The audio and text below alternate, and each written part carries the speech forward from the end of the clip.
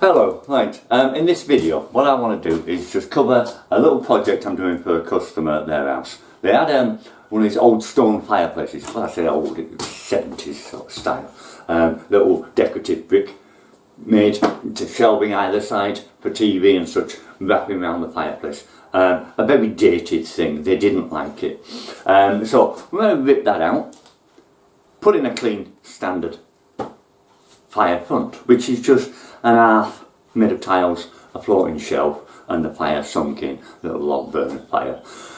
The alcoves at the side, they still want something there because there's a lot of pipe work and issues going on there that I want to get out of the way. But I want something simple. The house is on a theme of pine. None of the door cases, all the skirting boards, architraves, all the trims, all in pine. So they want to keep it into that, whereas the old stuff was all mahogany and too dark and too dreary for them. So what we're actually doing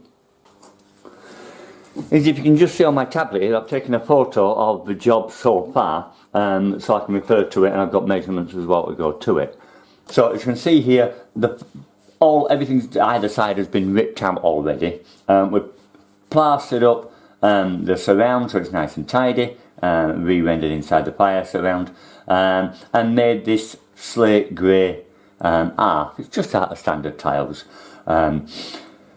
It's these two sides here we're concerned with. Now we already know we're going to put a floating shelf across here. That dimensions of that are going to be equal to the half, which is 1 metre wide. We're going to have it protruding just 150mm, and we want bullnose and some strength to it, some thickness to it, so no less than 30mm. I'll see what I've got in stock, but no less than 30mm in thickness.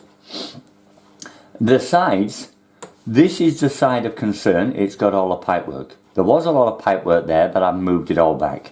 This side's got the central heating pump and such. I've moved this socket up because it was just dropped down inside on the floor. So I've sunk it up into the wall there, which will actually be above what I'm going to build. So looking at that pipe there you can see the pipe work that I've got to hide away. So the height of that is 400. It's actually under, but if I go 400 to the height, I will clear that. It's about 360, 370. So I'm going to come up 400 and I'm going to build a box which is simply going to be flush to the front of the fireplace, run across, so that I can run a skirting board from there to there, right the way across, and it'll be even. But it's going to be in a pine board, a pine ply, just a sheet of plywood. 12mm, that should be enough for that. The top is going to be inched, so we can get access into that. But it's not going to be inched a whole lot. Obviously I'm going to have a lip at the sides and a lip across the back. But again, out of ply, there, because it can have some weight, I'll probably use 18mm ply.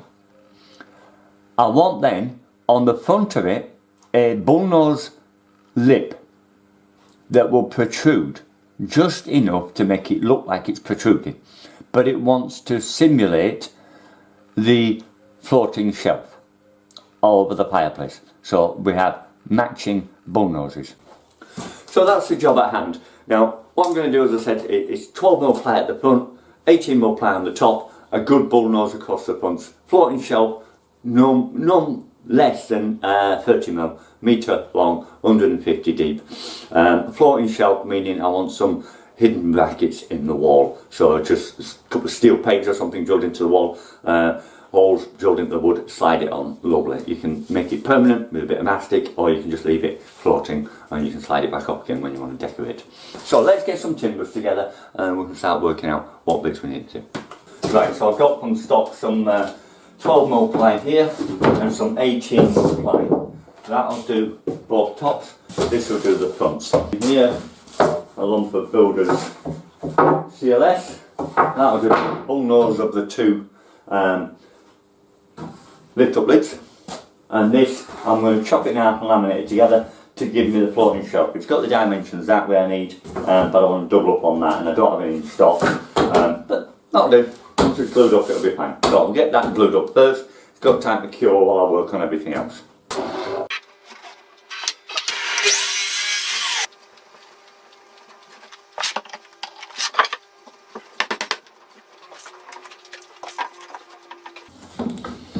Okay, set that to one side until we need it later on. Now, to get on with cutting up the panels. I'm going to do an offcut first, so I'll do them at 400, just because they've been cut by hand, so they won't be true. Clean this edge.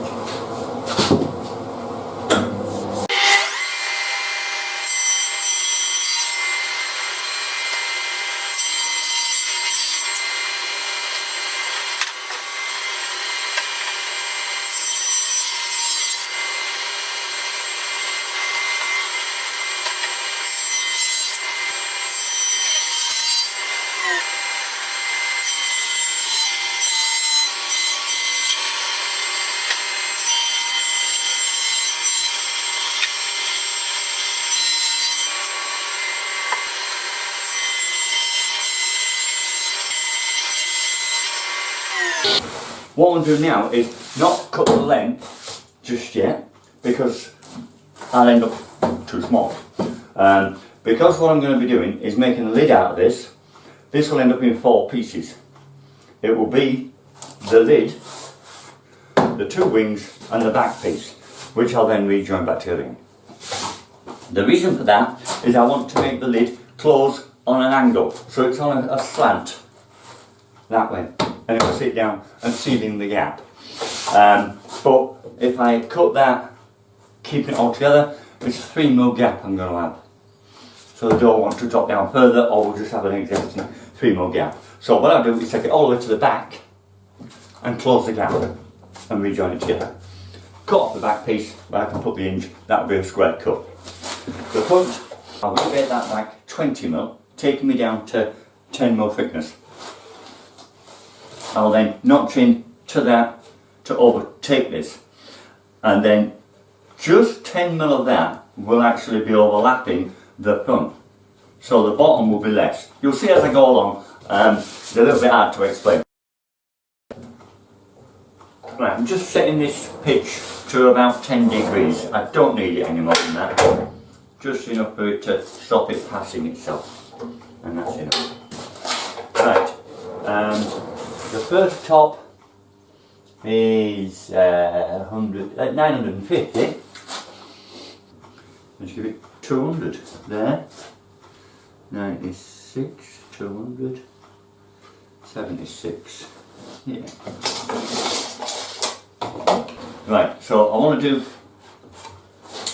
200 on this one, then I'll flip it round and do the same again, because I want the centre piece to have chamfers that way, so they're both pushing against the sides.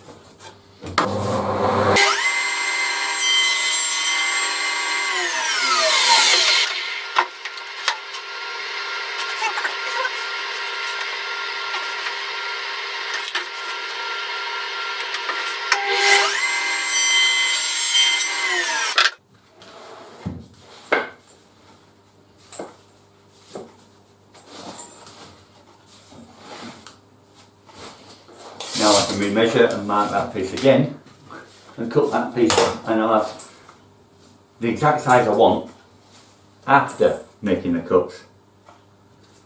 950, which is there.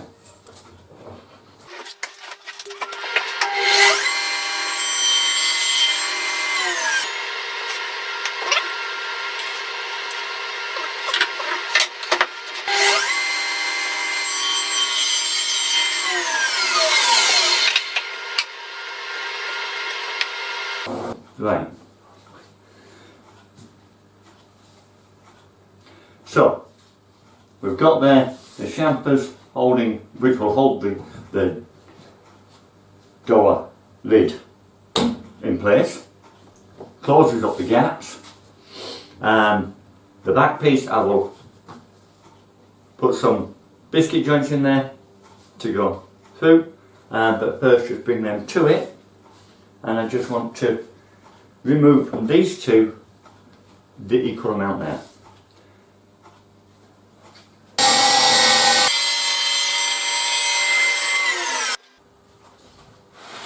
Right, and that's the second top ready. Okay, what I want to do now is drop this saw system away is just cut the fronts to the correct length.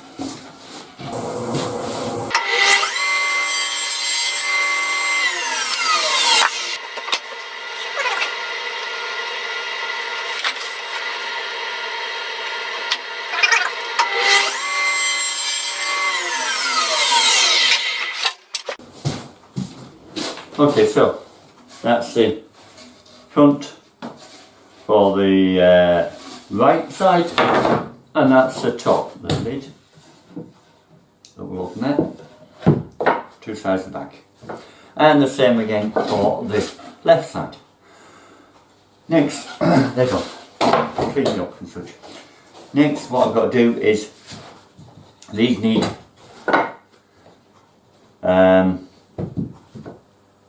biscuit jointing into them.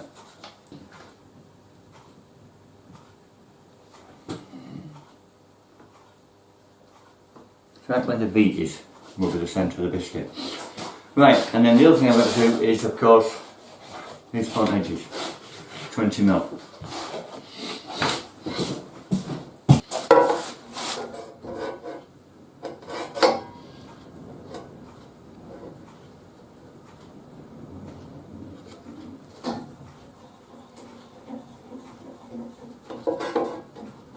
Okay, that'll bring it up down. Right, then this one's going to come up 20. Maximum to the outer edge of the blade.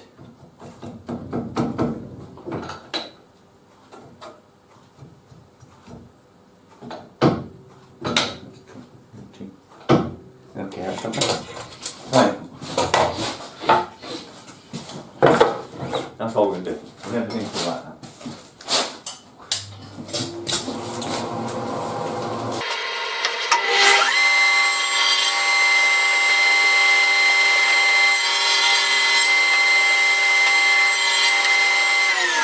Now I want to reverse it.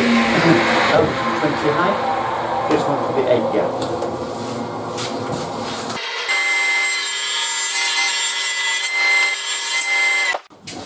And that's the last one there. So now they're all ready to accept the bull nose that I put on the front. Right, the reason for that being such is that when this lid shuts onto there, it needs to sit on this, just this piece, not the bull nose that's going onto it. The bull nose will sit down there. So it's got this much in the bull nose, and at the top it's level with this. There. So it gives that impression, and it's got a lot of this to be pulled off. That's your line. Right, so that's that done. Next we need to get the bull nose made, get these biscuits put in, and then we can come back to the floating shelf. Okay, so the first thing we've got to consider with the bull nose is we need it to be the same as the floating shelf. Now the floating shelf is 36mm. So, the thickness of this 36mm, it's not going to be much off that now. No, 38mm, so we can take a mill off both sides, which will give us a better finish than what we've got there. And then that way, we need 20 at least, and I want to come out another 25 from that, I think. Yeah, so 45. So I want 45 that way, 30, and I'm going to do the 45 that way first. Get rid of all the stuff we don't want. That way we're not cutting too much. Okay.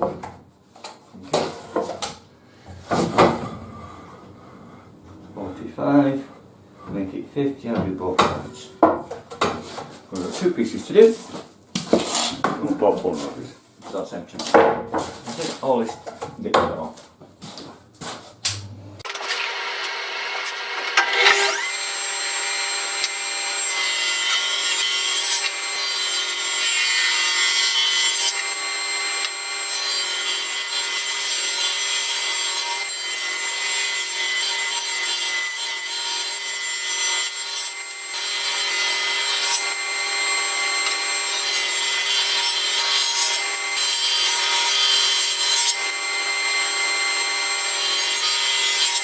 I'm going to make the top flush with that.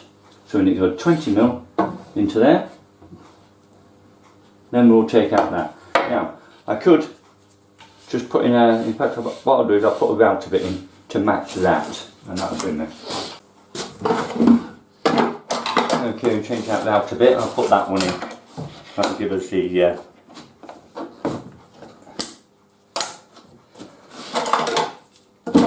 give us the size we want. The rebate now.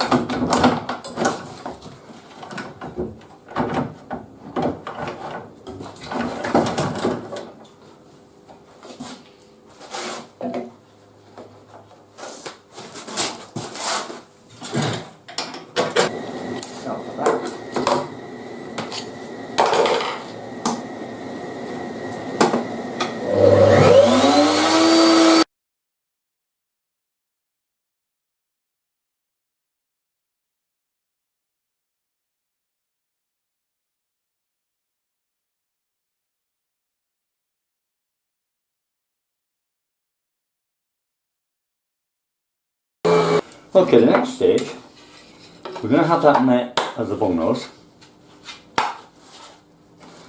But like I said, the front needs to sit on there.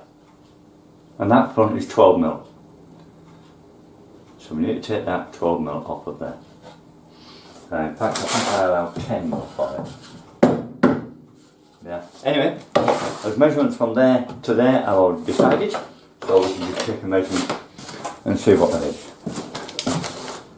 Yep, right where my line is, 370. So we can take that off the back end on the table saw.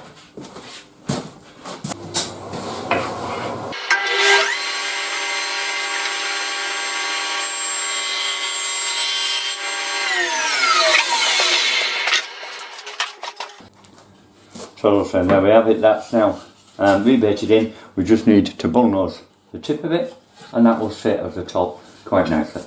We've got the two, we need now to cut them to length so they fit onto each individual one only. But also I want to put that angle on so that we still replicate that stopping. Right, I've got the router set up with the bung nose, I've tested it, it's working okay. Now I'm going to do the shell. But first I've just got to top these edges, so because they're both come together, they're a little bit uneven. So I'm going to put the table on just to get rid of that unevenness.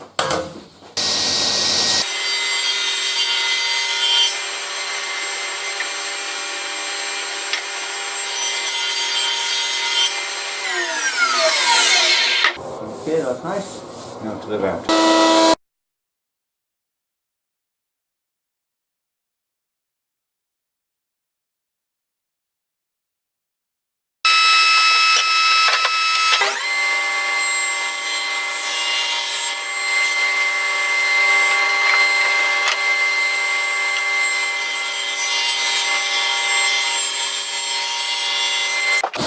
Right, that's the end of the cutting, at least for now. Next is to start gluing all this together. Which I'll use the brush glue for this, I think. Get more in there. Really all the bung noses.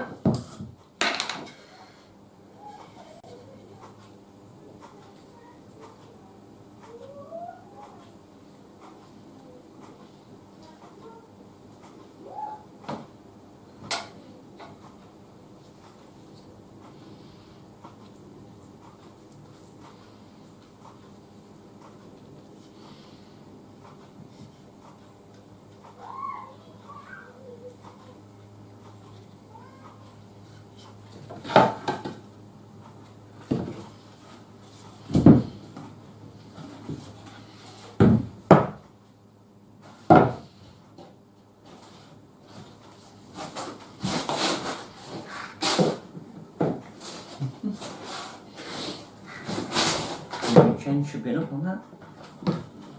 Yeah. We're about cleaning it up, we'll do that later. That one's right there.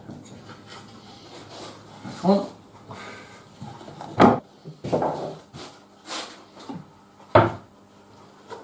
Okay, that's that side. Do the same with the other side.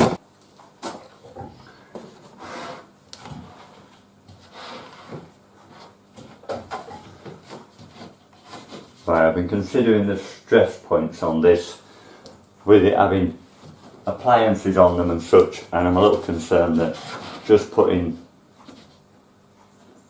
biscuit joints in here might not be strong enough. So I'm putting this apply underneath instead. Try and do all that again. Okay, that is the top. That's one like that.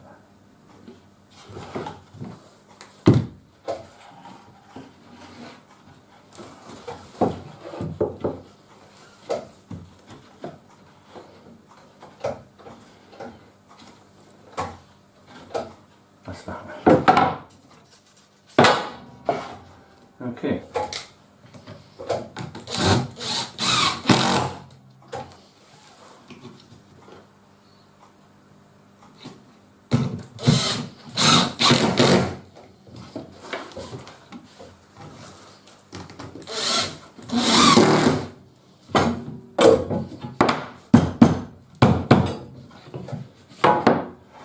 Right. Go all the way down that.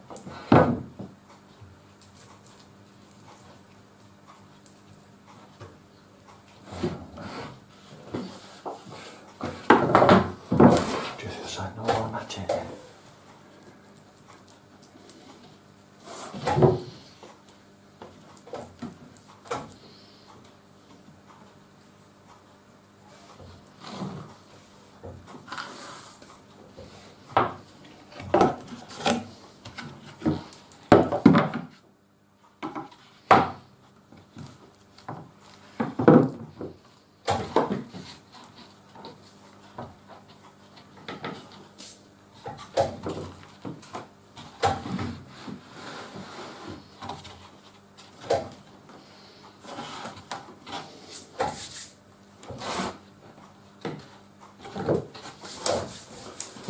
Put them together with a clamp while I screw them up.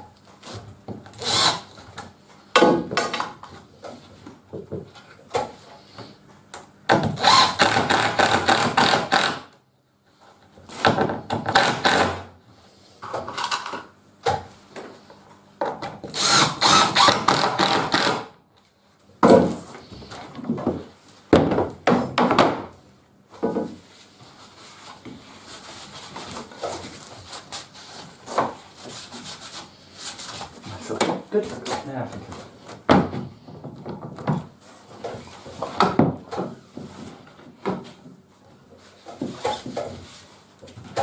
Right, that's one done. Ready.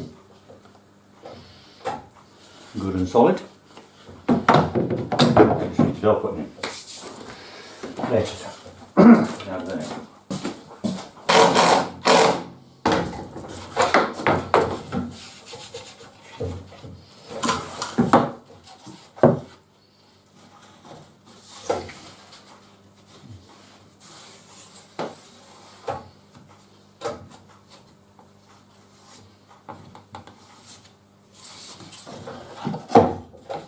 Okay, so another one done. Ready and waiting. Now then, floating shelf. Simple process for the floating shelf. Don't go buying loads and loads of fancy brackets or anything like that, you don't need them. All you need is a couple of 10mm bolts. Reasonable length, these are 150. Cut the heads off, so you've got that left. Then on the drill down 50% into the wood, exactly. Straight, perfect. Then, make yourself another block of wood and drill that one as well. That's to take on site with you. It obviously gets straight. If you've got a block of wood and it's deep enough, you drill up, follow it, and it will go straight. When you get on site, mark where them holes are, exactly, by whatever means you want. Drill them 50% of the depth into the brick. Through the plaster, into the brick. If you're going to a cavity wall, then really I would measure where your studs are first and drill this the same as the studs, because these will have to go into the studs. But on a brick wall, like I'm going to, it doesn't matter. Once you've drilled them in, threaded side into the wall and give it a good smack in until it's gone halfway. They will then be good and solid. This will slide in, and it will slide in pretty tight. If you want to make it so that it stays, put a bit of silicone or something in it and then push it in and it'll stay.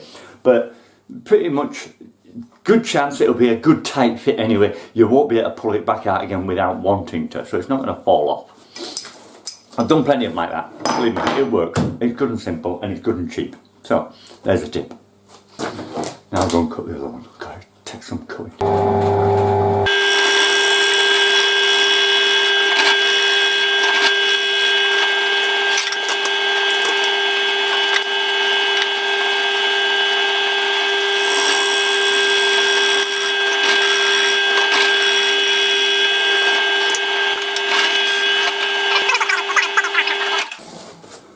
Okay, right, well, all I've got to do now is give it a sanding down, put the hinges on and take it on site.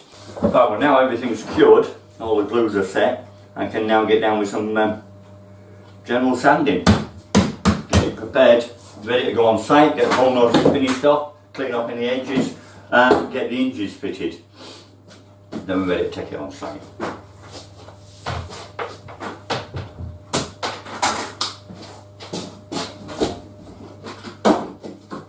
Most important thing about sanding, good dust extraction. Really kills you if you don't.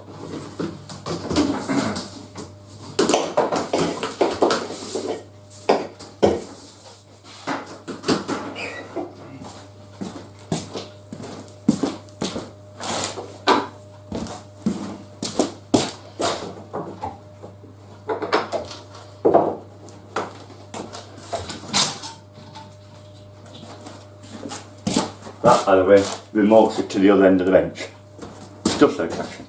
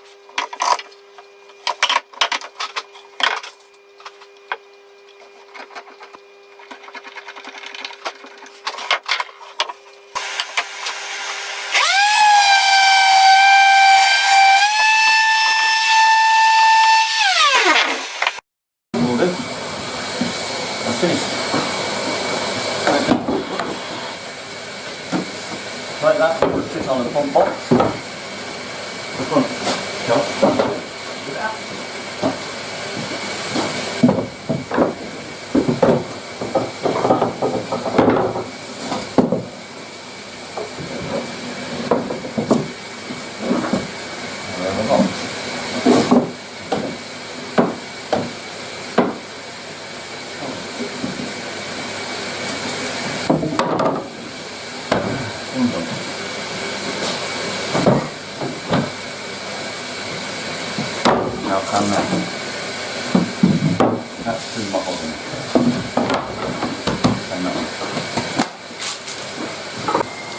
I've changed the colour of that simply by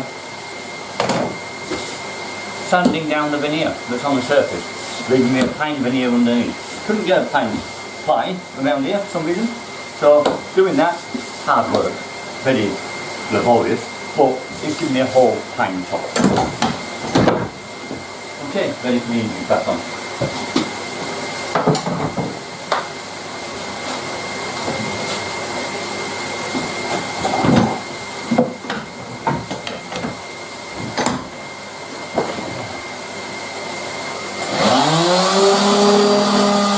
Okay, that's that lot done, all the sanding finished. Now I just need to put the hinges on and get it on site.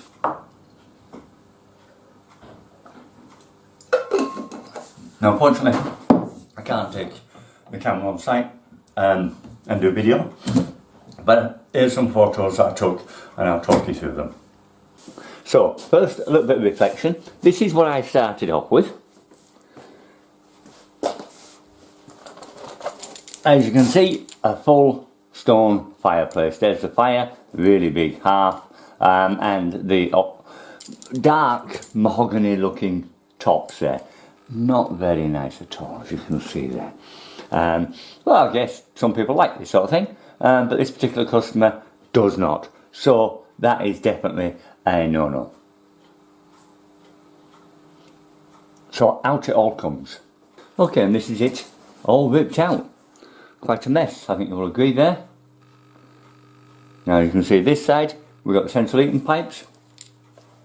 Plastic joints there, leaking quite badly, just by the pump.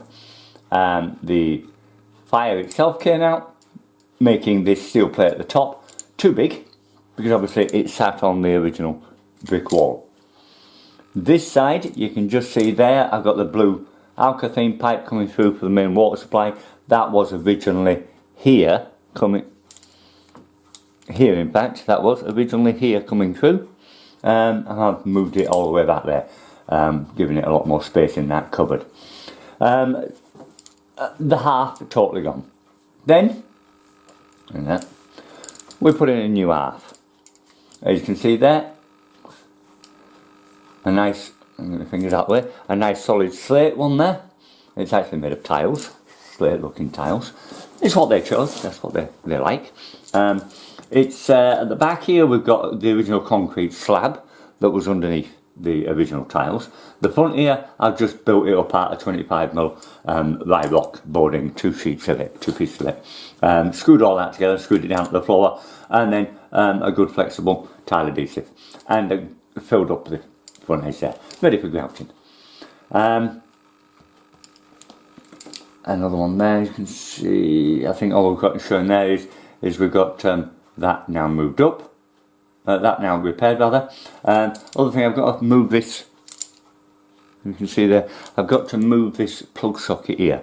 We want it sunk in the wall properly, not just a temporary thing like that.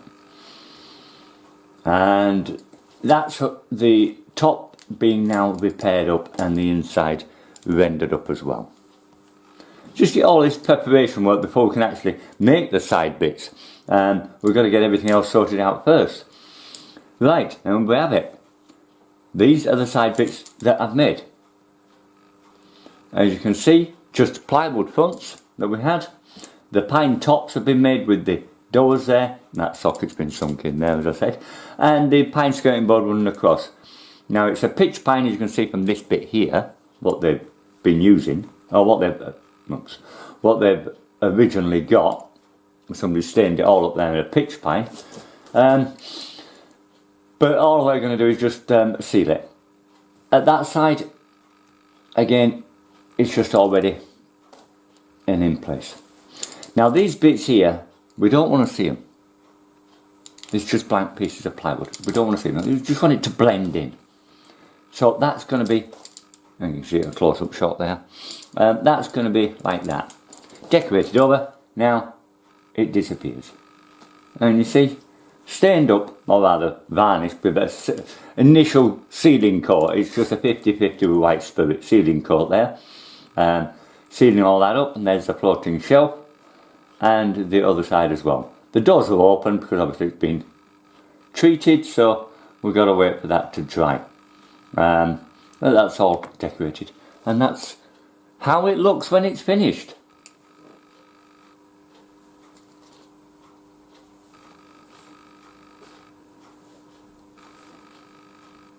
And the main key to it, the customers are happy. That's all I care about. As long as the customers are happy, the job was a success. Right, well that's another project finished. You got any questions, put them in the bottom. I'll get back to you as soon as I can. Otherwise, thanks for watching. See you again next time. Bye for now.